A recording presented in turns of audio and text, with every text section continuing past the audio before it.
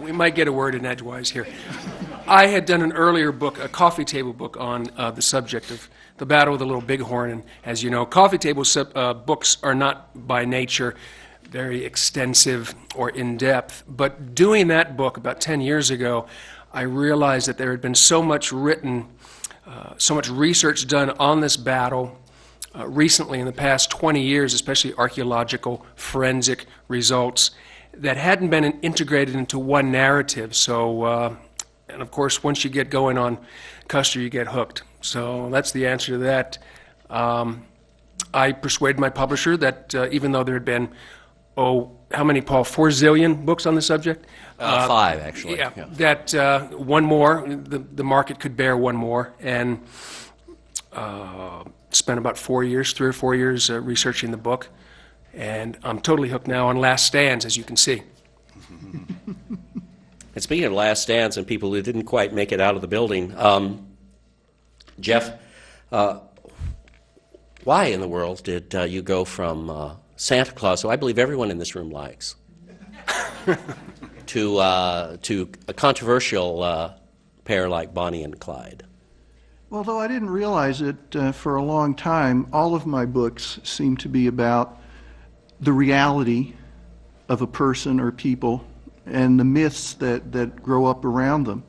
And I think it's important for us to understand not just that a lot of the history we believe is mostly mythology, but what it tells us about ourselves, that we created these myths, that we believe in them and love them. In the case of Bonnie and Clyde, I was wondering, how could 2 of the most inept criminals who ever lived, and they were inept. Most of the time they had to break into gum machines for their meal money. But you take these 2 kids from a desperate Dallas slum who are doomed the minute a professional lawman really decides to hunt them down.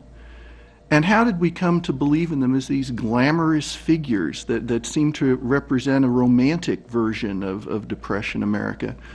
That was the question that I wanted to answer, and that was the book I ended up writing.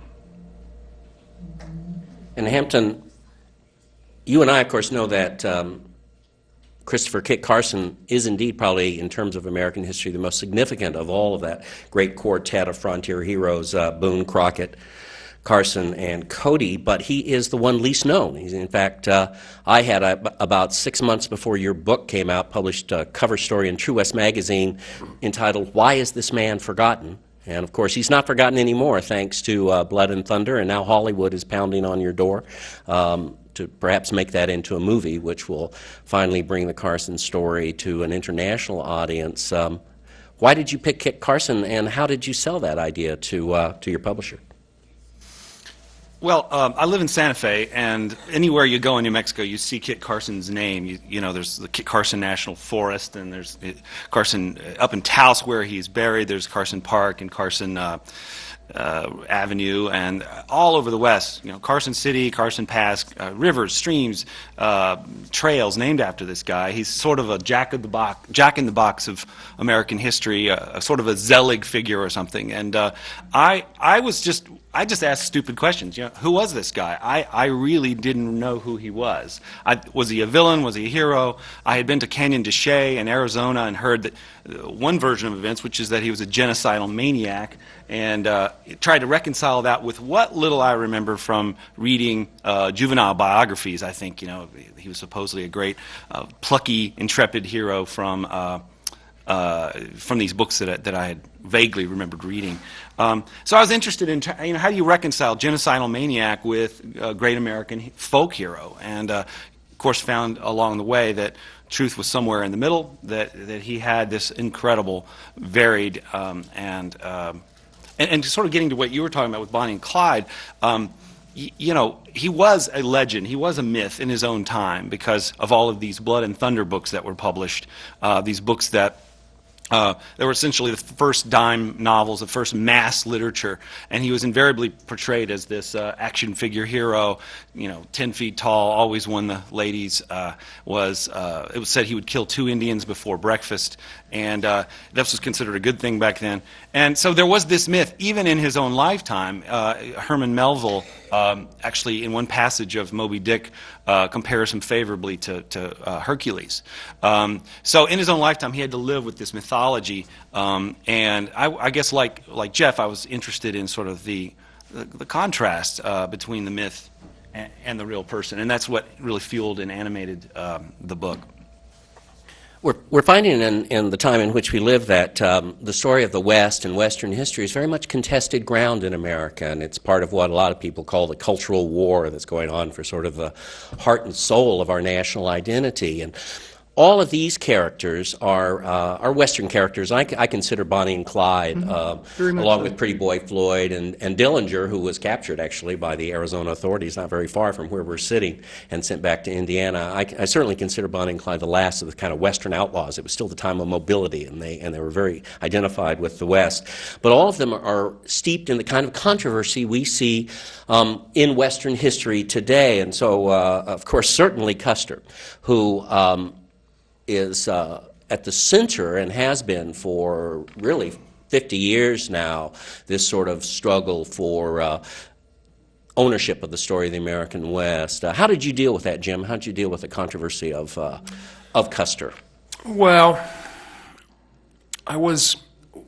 what I wanted to do was tell this story as Samuel Eliot Morison, one of the great nonfiction history writers we've ever had. He said a good writer of history should observe three things: accuracy, vigor, and objectivity. I thought that if I tried to write this story and research it thoroughly and let the story tell itself, it would kind of take care of itself. I think if you start worrying about what group, which of these groups is going to be, bothered by what you write, it can just get in the way. What I wanted to do, besides tell the story anew, was in my research for the earlier book, I had read a lot of the books that were out there and noticed that a lot of them had kind of just assumed mistakes and parts of the myth and the legend that were just wrong. One person writes it somewhere, somebody else writes it, incorporates it into a story, and after a while it's just accepted as truth. I wanted to kind of scrape off those barnacles off this vessel, the Battle of the Little Bighorn. And of course, one of the things that's most fascinating about this battle is it's a mystery. I think that's one of the reasons that it's been written about more than Gettysburg, is that there's a mystery about what happened specifically with Custer's battalion of 5 companies and how they got massacred. There were Indian witnesses, but for 100 years nobody took those seriously, as Paul knows. They were just kind of dismissed as being irreconcilable. But a lot of work has been done in the last 20 years to sort of examine those and realize that they did have a lot of very reliable information to tell about the battle. And that's the other reason that I wanted to write this, was to see if I could find out what really happened to Custer's command specifically, and how they actually got to where they ended up and were massacred on that hill. And I think I did, and I think there's enough material from the Indian accounts that weren't taken seriously for 100 years, and also the new forensic and archaeological research they've done over the past 20, 25 years to do that. Well, and with Custer, of course, you confronted a character who once was highly regarded and whose reputation has fallen precipitously, and now is almost viewed as a sort of a punchline in late-night comedy. Bonnie and Clyde are just and you treat him actually quite positively. Not completely, I hope. No, not completely, but not as a buffoon. But Bonnie and Clyde, they're sort of just the opposite. I mean, there's a whole aura of romance that surrounds them, of course. All of this driven by Hollywood, and even the Faye Dunaway, Warren Beatty movie was not the first about them. I mean, they've long fascinated artists. Your book kind of brings them down a bit. How'd you deal with that, Jeff? I don't know if it brings them down. One of the mistakes I think a lot of us make when we're writing history is we tend to try to apply modern perceptions and modern beliefs to a time that may have been entirely different. And so in writing about Bonnie and Clyde, I tried to keep in mind that I wanted readers to have context.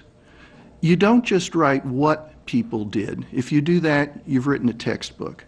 What you try to help readers understand is how they did things and why they did things. And to do that, you have to try to understand the time and the place.